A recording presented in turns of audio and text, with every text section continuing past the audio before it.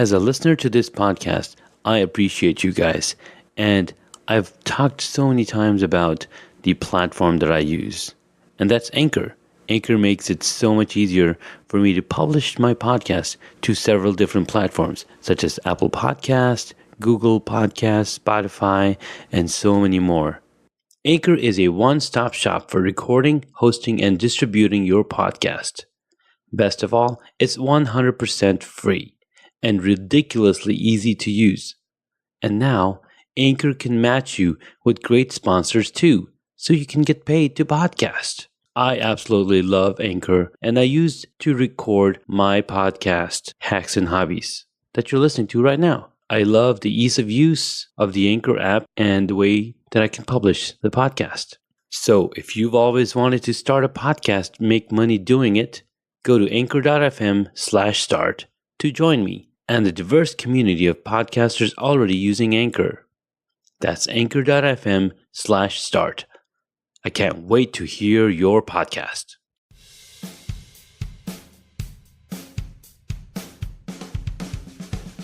Thank you for tuning in to Hacks and Hobbies with your host, Junaid. In Season 2 of Hacks and Hobbies, we're visited by our amazing guests coming from all walks of life. We want to learn their story, their struggles, and their journey on how they got to where they are today. So stick around.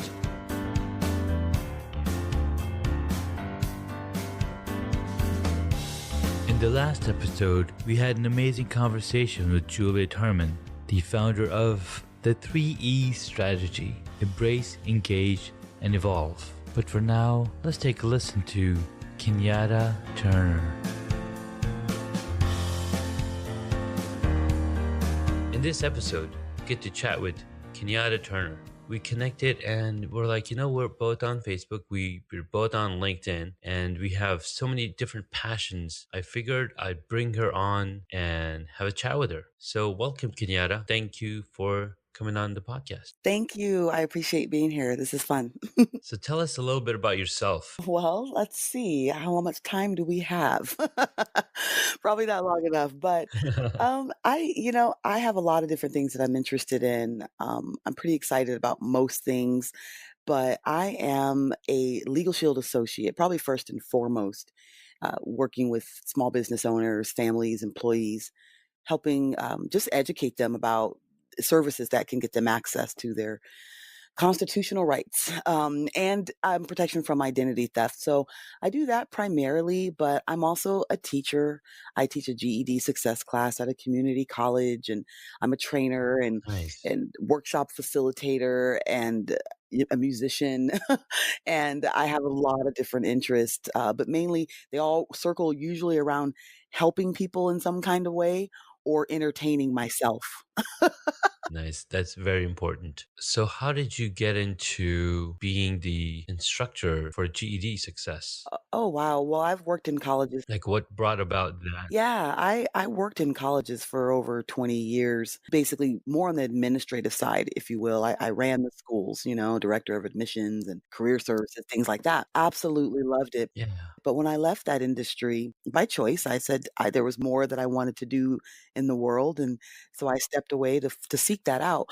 But I wound up missing working in schools. I missed the students more than anything. And this program is designed to help students who are ready to get their GEDs, and the seminar that I teach is required before they can go through those classes like the math and the science and all that. So I basically teach what I consider to be a personal development class to help their minds ready for the next stage. And so that's why I went back to teach.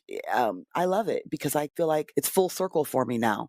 I can go back and help them get prepared for their careers and their futures, whether or not the GED is in the path for them. But I really try to help them Yeah. determine that before they get too deep in it, basically. Nice. That's very cool. I mean, education is definitely something that's on top of mind. I mean, I have three kids and Mhm. I want to make sure that they're well educated, and not only from the perspective of the required education, but also from the perspective of educating themselves into being better people, into being better human beings, Yes. meeting better people that help the community. How are you morally straight? Those kind of things are very, very high on my list as well. Absolutely, and we spend a lot of time talking about that in that class. The class is only about 8 days, 8-day seminar that happens about once a month, and we spend a lot of time talking about what's the big picture. Yeah, Your GED is one thing, but what are we really talking about here, when it comes to why you might want it, what you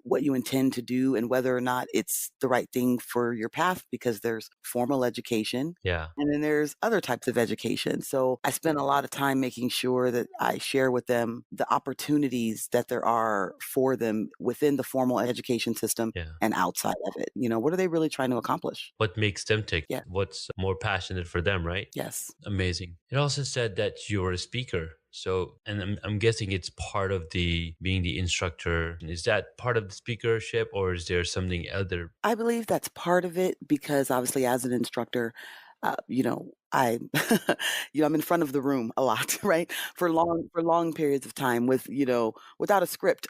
So and the class is really designed, for dialogue. I try to teach it that way. So it's a lot of two-way conversation in there, but a lot of sharing.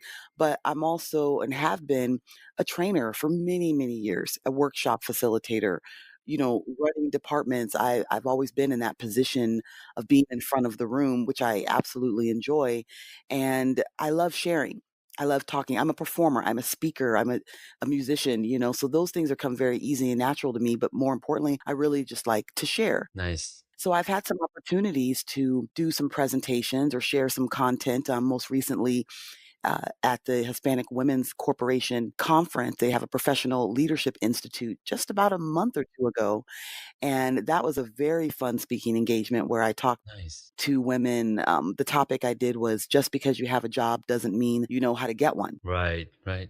And that was an hour-long, talk that I did with them, and, that was a lot of fun. I would love to have the opportunity to do more speaking engagements like that, not necessarily related to GED or Legal Shield, but really just sharing, some of the things that I've learned in the course of my life working in education, building my own career, having been in charge of a career development department, having taught career development. That whole process, I'm very passionate about with the sense of just helping people build the type of life that they want, whether that be through a business, a career, hobbies, just whatever it is that they want to accomplish. If there's something that I've learned along the way to share with them that could help them, just like people have shared with me, the opportunity to present that is always fascinating to me. So that's where the speaking comes in. I'm looking forward to doing more of it. That's really cool. I mean, recently I discovered Experts on Stage, and I'm not sure if you've heard of them, Mm-mm, I have not. but I think you should check it out. Okay. It's an excellent resource. They have several channels on Roku,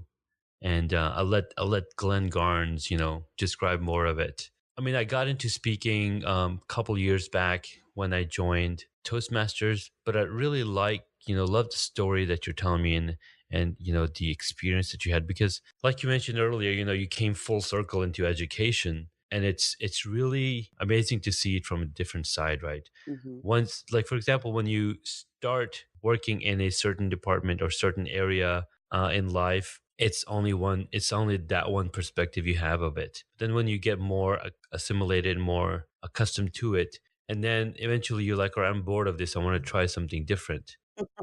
Right. And then when you try something different, you're like, you know what? I see that role that I was playing from a totally different perspective now. I Hmm. want to be on the other side of giving and teaching because you've done the administration. Yes. Now you're doing the teaching part.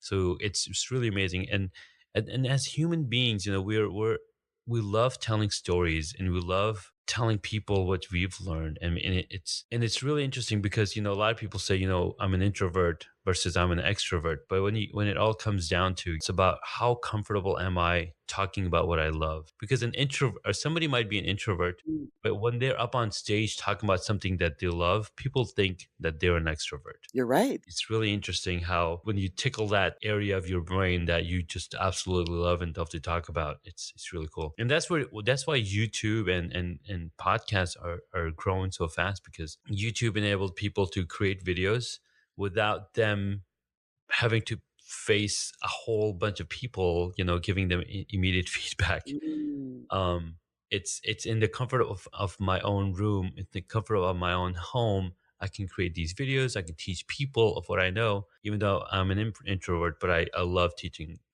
So that's why these platforms are growing so fast. I mean, Facebook is so huge because people can be introverts and just browse their little timeline without being pinpointed at or finger pointed at. I think you make an excellent point there, and it's a great way to look at it because you're right. When people they do have that story to tell, they really want the opportunity to tell it, Hmm. and most people have that, deathly fear of doing that in front of other people. Public speaking, they say, I think, is one of the top 2 things people fear more, more than death. I mean, it's right up there with death, right? Exactly. To speak in front of a crowd of people, but to speak in front of a camera, just record it or just your voice and then just upload. You're right. There's no feedback. No one's looking at you, at the moment that you're doing it. And you really can just have that platform and what seemingly is a safer zone, Exactly. for those who may never step on stage and do that, but they have so much to say and so much to share. Yes. And it's just awesome that they can find a way to do it within that comfort zone, even though it's still pushing them a little bit out of the comfort zone, but at least they can do it, Hmm. when they might not have ever had another way. We've never would have heard their voices. Exactly. And then you can also look at blogs and Tumblr and Instagram where you just capturing photos, you capturing words and people writing books, right? These are, bookworms. Right, I don't want to name names or right. put them in categories, but No, right. that's their comfort zone and that's how they're able to write and create content to share their knowledge. I mean, that's why we have so many different mediums in getting content out and getting people known for what they're good at. Mhm. Very cool. So you said that you don't have one specific hobby No, that you love. You have a ton of them.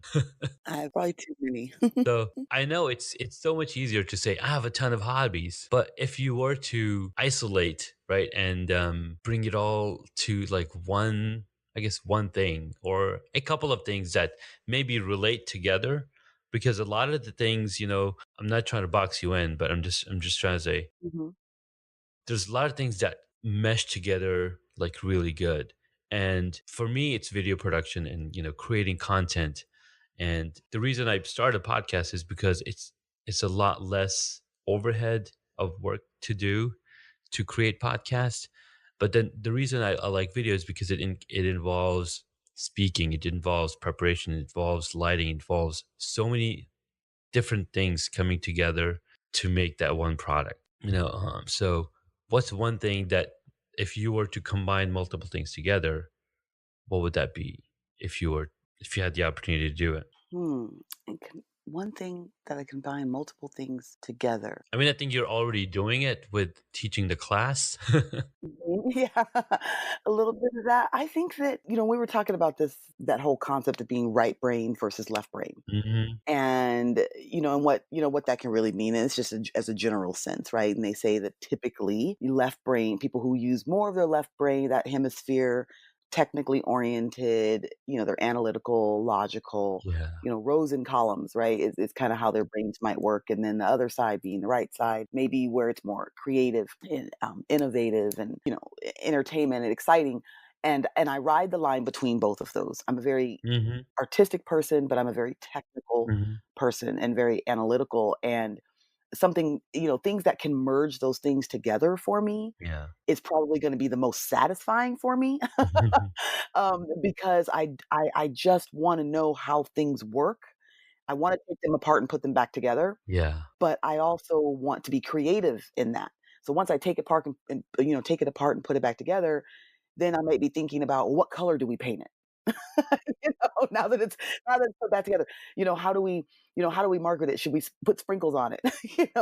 Or what? What does that look like? Yeah. And I think that so anything that allows me to have both those sides is probably the perfect thing. To simplify it, when I have a chance to be creative, that I think is where I'm really in my element. But because I'm technical, I wanna know the inner workings and maybe have a lot more detail involved in it. So for instance, I guess one hobby I'm having right now is learning how to use the platforms that I want to, grow my business, grow my profession, grow myself.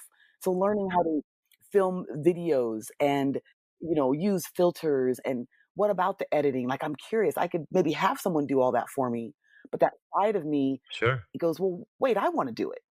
I wanna do, how can I make this on my own? And so I'm learning a lot right now with these various social media platforms and, like I said, with video and, just really being creative there. And to pick just one side, well, I love music, right? So that is a hobby of mine. Lately, I've actually been enjoying karaoke a lot. That has given me a creative outlet that, it really is a stress reliever for me, and I'm not playing any instruments. I'm not in a band right now like I have been in the past. Yeah, And so but I'm finding my own creativity and the technical side because karaoke has me singing other people's music, not just my own, that's right. not things I've written. So I'm learning, vocally pushing and stretching myself in ways that I never really have before. And again, giving me the opportunity to be creative. So, but I'm all over the place, really. When it comes to certain things, I could program computers and work on cars, and um, you know, a little bit of everything is for me. And I think that's also probably a blessing and a curse. No, absolutely. That I'm in the same boat Hmm. like you. I can work on cars. I love music. I listen to music. I like to create music, but I have no idea where to start. I mean, I kind of know where to start, but Hmm. I don't have that artistic talent that most people can, just pick up a guitar and start strumming through. Or I mean, I come up with music with my mouth Okay, there you go. That's the and have, but I'm like, okay, what? But I don't know what notes that is, right? When I can't read music at all. So that's so that's one thing, neither do I. I can hear it, but I can't read it. Well, and the beautiful part is that if you have any of that type of interest, right, you have the capability to learn it. Yes. And so it's probably maybe for you narrowing it down like, what instrument would I like to play? Yeah, Picking that one and then obviously, taking some lessons or something like that. I mean, exactly. with that growth mindset, we can learn anything, right? And but you have those interests, and so you have to put those on the list. We have to check Exactly. them off, And that's the other thing, right? Yeah. prioritize. Prioritizing is very important because we can have so many different hobbies and different things to do, but there's only 24 hours in a day. I love doing video and doing the podcast, but then I know that I have a full-time job and I've got commute, so I can definitely, create content. I can definitely create and record video and but then what it comes down to is, okay, now I've got to sit down and take more time out and actually edit this content together. And like you're mentioning, right, you want to learn how to do all the video editing and video creating on your smartphone or on your laptop or wherever. But then that Mhm, takes that additional time. And if you have the time, right, you can learn and you can apply those and actually get it out there. And with the new smartphones, our new smartphones, and there's so many apps available right now that it's so much easier to do now. mhm, And some of the things that you can see, like for example, Facebook and Instagram and Snapchat, they've made creating that video content so much easier. Like the default screen on Snapchat is a camera. Like you launch the app and you directly into a camera. You can press the button and start recording, and voila, right? Just like just that. like that. And initially, what they did is they limited those clips to be 10 seconds long. But now, over time, they've added more functionality to the app, and now you can record up to a minute long video, and then you have the ability to trim down that video to pick the perfect um, um, clip that you might want and then post that part again. Mhm, The target audience or the purpose of each of these applications is very different from one person to the other person, and which audience and which type of people they're serving the application.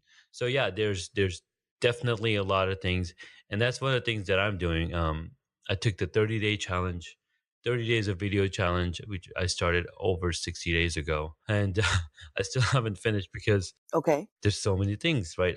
I've so far I've done like 12 videos, and I'm working on more of the videos to come together.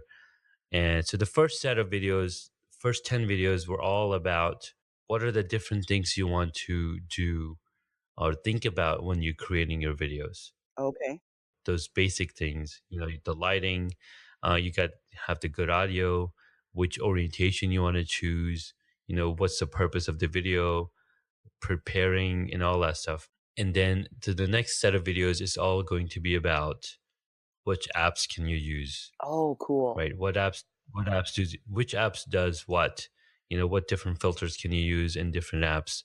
And those are also based on the different types of applications or different types of phone that Right. might you have, how they would work and come together. Well, I was gonna tell you, I've been finding this, when you talk about like the challenges, of so many days in a row kind of thing, especially for someone like myself who hasn't done a lot of video, but I'm excited to learn, of course, like I mentioned.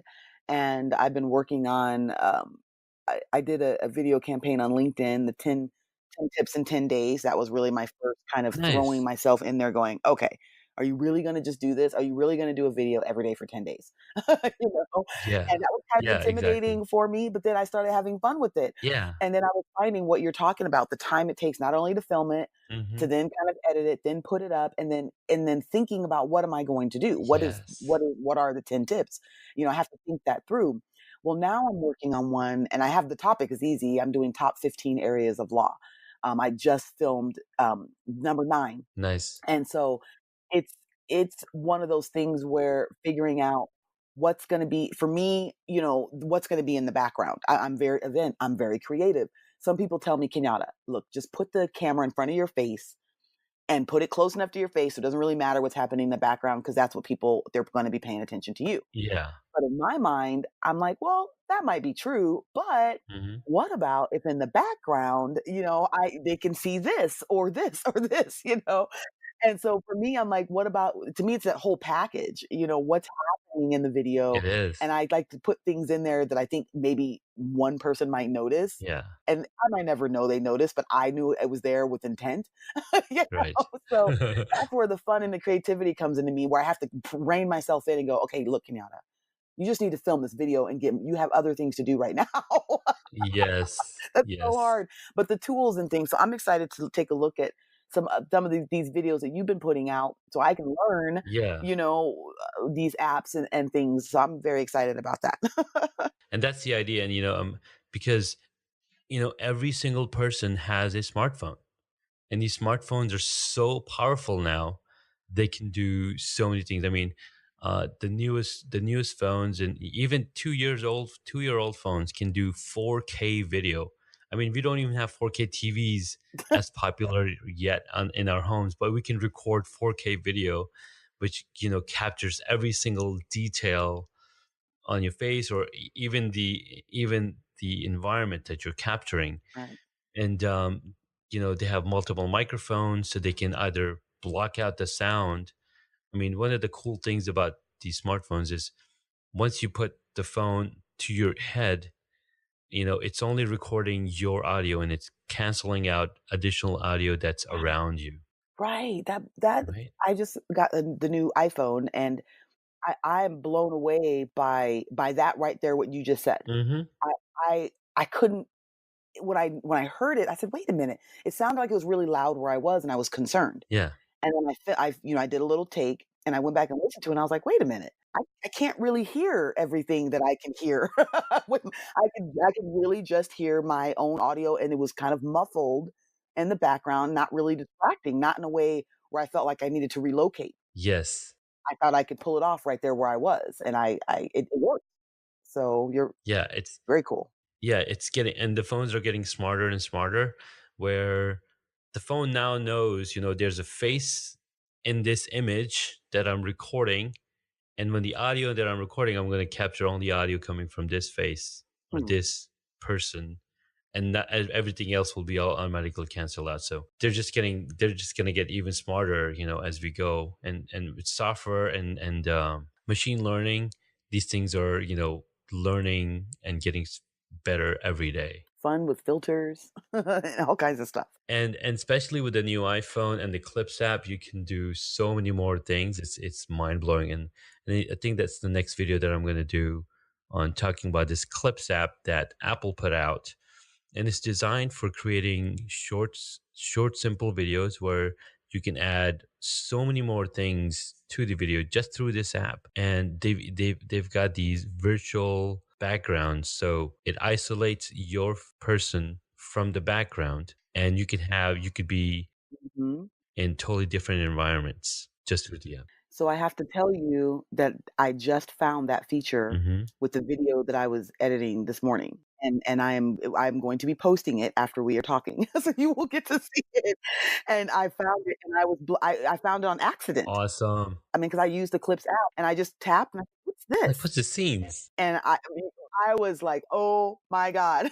And then again, I'm like, "Wait, I don't have time for this," Yes, I because it know. was so much fun, and so I picked one. I won't tell you which one, Yeah. but you will see it. Awesome. It's ready to go, and so now I'm like, "Oh, like, I really need this in my life." Yes, I do.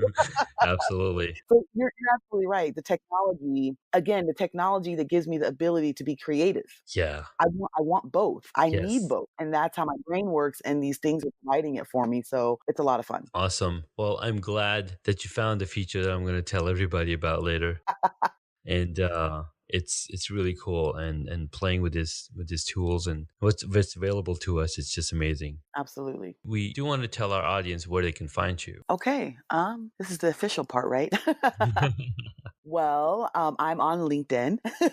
I'm on LinkedIn as Kenyatta Turner, and I have a Facebook page for my business for Legal Shield. So it's Kenyatta Turner, Legal Shield Independent Associate. That is my Facebook page. I have a Twitter, which is my name as well, Kenyatta Turner, and I think it's pretty easy to find. I am on Instagram. It's Kenyatta Turner. I keep it simple, Kenyatta Turner. I know a lot of people have that name, so I just kind of go with Yeah. it. So if you look at it, I can tell you how it's spelled Kenyattaturner. And so, yeah, so Instagram, All right. LinkedIn, Twitter, and Facebook are the platforms I guess I spend most of my time on. And Perfect. if someone was interested in learning more about what I do specifically with Legal Shield and identity theft protection, then you can go to kenyattaturner.wearelegalshield.com. That's kenyattaturner.wearelegalshield.com to learn more about the services that I offer to families and business owners to help protect them. Perfect. And I'll also be including these links to the show notes so they can just boom, click, Oh, please.